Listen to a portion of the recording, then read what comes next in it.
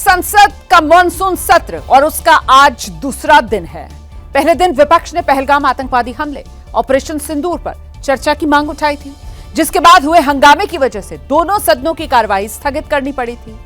और आज उपराष्ट्रपति जगदीप धनखड़ के इस्तीफे को लेकर सियासी घमासान के आसार हैं। विपक्ष और खासकर कांग्रेस ये सवाल उठा रही है कि आखिर कुछ घंटों के भीतर ऐसा क्या हो गया जो उपराष्ट्रपति जगदीप धनखड़ को पद से इस्तीफा देना पड़ गया। सत्ता पक्ष ये साबित करने की कोशिश करेगा कि जो भी अटकलें लगाई जा रही हैं वो अफवाह है। इस बीच ये सीधी तस्वीरें आप देख रहे हैं, लोकसभा में आज के दिन की कार्रवाई शुरू हो रही है। लोकसभा अध्यक्ष ओम बिरला को आप देख रहे हैं आज की कार्रवाई शुरू करते हुए।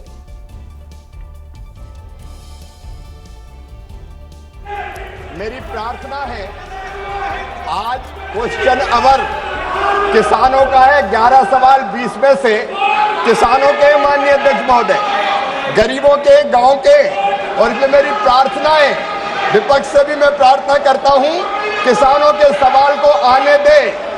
हम जवाब देने को तैयार है। हम माननीय सांसद का जवाब तो देंगे ही, लेकिन सदन के माध्यम से हम किसानों के बीच सरकार की योजना रखना चाहते हैं। माननीय अध्यक्ष महोदय, आज का दिन किसानों का दिन है। कम से कम खेती पर चर्चा होने दीजिए, किसानों पर चर्चा होने दीजिए, गांव गरीब पर चर्चा होने दीजिए। मेरी प्रार्थना है माननीय अध्यक्ष महोदय। माननीय सदस्यगण, आज प्रश्नकाल पर देश के किसानों के मुद्दों पर चर्चा होनी है, उनके आपदा संकट पर चर्चा होनी है। आप प्रश्नकाल नहीं चलने देना चाहते, आप किसानों के मुद्दों पर चर्चा नहीं करना चाहते, आप हंगामा करने तख्तियां लेकर आएंगे। ये सदन की परंपराओं के अनुरूप नहीं है। मेरा आप सबसे आग्रह है, अपनी अपनी सीट पर जाएं, बैठें और किसानों के महत्वपूर्ण मुद्दों पर चर्चा करें, ताकि हम देश के किसान के कल्याण के विषय पर व्यापक चर्चा सदन में कर सकें। माननीय सदस्यगण, ये सदन चर्चा संवाद के लिए, नारेबाजी के लिए नहीं है। आप सदन की मर्यादा को बना करके तख्तियां लेकर मैं अलाउ नहीं करूंगा। सदन की कार्रवाई आज 12 बजे तक के लिए स्थगित की जाती है। तो लोकसभा की कार्रवाई हंगामे के चलते एक बार फिर से स्थगित करनी पड़ी है। दोपहर 12 बजे तक के लिए लोकसभा स्थगित कर दी गई है। विपक्ष का जोरदार हंगामा लोकसभा में आप सुन रहे थे, जहां सत्ता पक्ष की तरफ से कहा गया कि प्रश्नकाल चलने दिया जाए, किसानों के मुद्दे पर बात होने दी जाए, किसानों के मुद्दे को लेकर सवाल जवाब आगे बढ़ने चाहिए सदन में। लेकिन विपक्ष की तरफ से, माफ कीजिएगा, लोकसभा में लगातार हंगामा किया जा रहा था और ऐसे में लोकसभा की कार्रवाई शुरू होते ही विपक्ष के जोरदार हंगामे के चलते देखिए 3 मिनट के भीतर लोकसभा की कार्रवाई स्थगित कर दी गई है। दोपहर 12 बजे तक के लिए लोकसभा की कार्रवाई स्थगित। और इस बीच राज्यसभा में भी 11 बजे कार्रवाई शुरू हुई है। और देखिए, जगदीप धनखड़ साहब, जिन्होंने कल इस्तीफा दे दिया, आज वो चेयर पर नहीं है।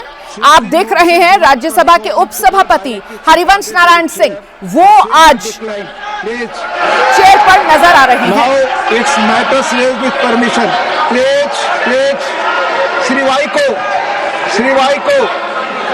Please take chair. Please. Shri Vaiko. No, please take chair. Shri Vaiko. Shri Mayank Kumar Nayak. Demand for inclusion of other rural areas of Mehsana district in the rural mission. माननीय प्रधानमंत्री नरेंद्र मोदी जी महात्मा गांव का हो, उसके लिए रुर्बन मैं आपके माध्यम से जनता का ध्यान रुर्बन मिशन की ओर आकृष्ट करना चाहता हूँ। इस योजना का उद्देश्य ग्रामीण क्षेत्रों में शहरी सुविधा से युक्त बनाना है। मेरे मेहसाना जिले में केवल एक क्लस्टर रुर्बन के अंदर में बेचना की स्वीकृत नेटवर्क। राज्यसभा की कार्रवाई भी हंगामे के चलते स्थगित कर दी गई है। इस वक्त की बड़ी खबर, लोकसभा राज्यसभा दोनों सदनों की कार्रवाई स्थगित कर दी गई है। विपक्ष का जोरदार हंगामा, जिसके चलते पहले लोकसभा की कार्रवाई स्थगित की गई है और अब आपने देखा राज्यसभा की कार्रवाई भी स्थगित कर दी गई है। और इस बीच बड़ी खबर उपराष्ट्रपति के इस्तीफे को लेकर, उपराष्ट्रपति जगदीप धनखड़ अपना इस्तीफा वापस नहीं लेंगे, सूत्रों के हवाले से यह बड़ी खबर है। और अब तो इसके संकेत आज जब राज्यसभा की कार्रवाई शुरू हुई है उस समय भी मिल गई है। सीधे आपको लेकर चलेंगे, हमारे साथ हमारे सहयोगी आशीष कुमार सिंह इस वक्त मौजूद हैं। आशीष, आज गैर मौजूदगी सदन की कार्यवाही से उपराष्ट्रपति जगदीप धनखड़ की इस बात पर मुहर लग रही है कि अब उपराष्ट्रपति अपना इस्तीफा वापस नहीं लेंगे। आशीष। जी हाँ, जो हमें टॉप सोर्सेज बता रहे हैं रोमाना, आप बिल्कुल ठीक कह रही हैं कि he is unlikely to review on his decision. जो उन्होंने इस्तीफा दिया है वो अपना इस्तीफा वापस नहीं लेना चाहते, संभवतः वो अपना इस्तीफा वापस नहीं लेंगे। इस वक्त की बड़ी खबर है, इस बात का पूरे देश को इंतजार था कि जब सदन मिलती है तो क्या जगदीप धनखड़ आते हैं या नहीं, चेयर करते हैं कि नहीं, क्योंकि राष्ट्रपति ने अभी तक उनका इस्तीफा कबूल नहीं किया है। जो टॉप सोर्सेज हमें बता रहे हैं उसके मुताबिक जगदीप धनखड़ अपने इस्तीफे को वापस नहीं लेना चाहते हैं। इन ऑल प्रोबेबिलिटी वो अपना इस्तीफा वापस नहीं लेंगे। Any sort of reconciliation needs a dialogue, जो मेरे सोर्सेज बता रहे थे उसके मुताबिक उनको रीच आउट किया गया था, लेकिन मुझे लगता है अभी तक बर्फ पिघली नहीं है और इसी वजह से अब टॉप सोर्सेज ये संकेत दे रहे हैं रोमाना कि जगदीप धनखड़ अपना इस्तीफा वापस नहीं लेंगे।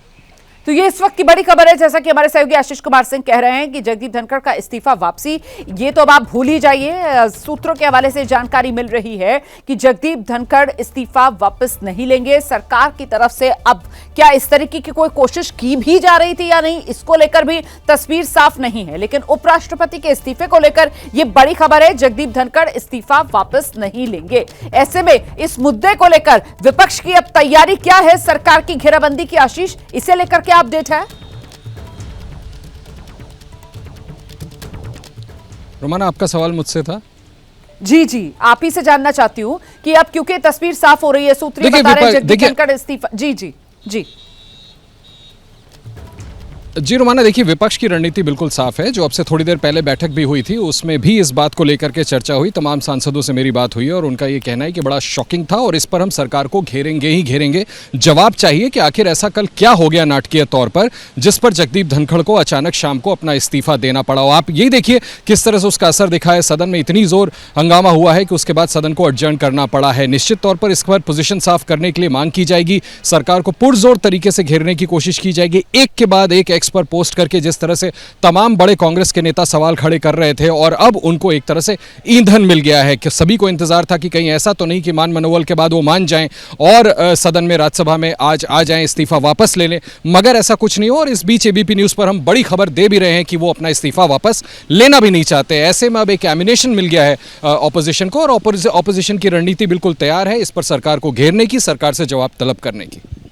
और इस इस्तीफे को लेकर सत्ता पक्ष, उसकी तरफ से औपचारिक तौर पर कोई बयान सामने आ पा रहे हैं या फिर सत्ता पक्ष की अब बोलती बंद हो गई है? ये इतना सब कुछ अचानक से हुआ है और शॉक एलिमेंट इसमें सत्ता पक्ष के लिए बहुत ज्यादा है। आशीष, देखिए इतना बड़ा कॉन्स्टिट्यूशनल पोस्ट है, सडन इस तरीके से इस्तीफा हो जाए और उसके बाद पूरी रात बीत जाए, घंटों ही नहीं पूरी रात बीत गई, सुबह का कितने कितने घंटे बीत गए। अभी तक मैं फिर से दोहराना चाहूँगा, प्रधानमंत्री की तरफ से कोई इस पर बयान नहीं आया है, ना ही सोशल मीडिया के किसी प्लेटफॉर्म पे या अदरवाइज। राष्ट्रपति ने अभी तक उस इस्तीफे पर कुछ भी नहीं कहा है, कबूल किया नहीं किया। टॉप लीडरशिप बीजेपी की बिल्कुल स्टॉन्च साइलेंस है। तो निश्चित तौर पर आप जो कह रही हो बात सही है कि कहीं ना कहीं एलिमेंट ऑफ शॉक दिखता है।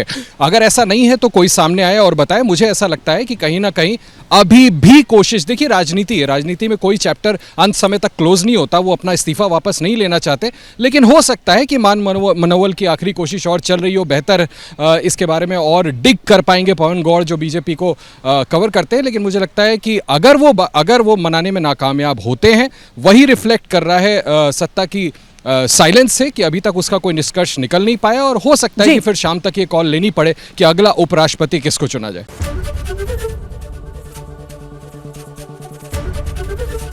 एबीपी गंगा, खबर आपकी, जुबान आपकी।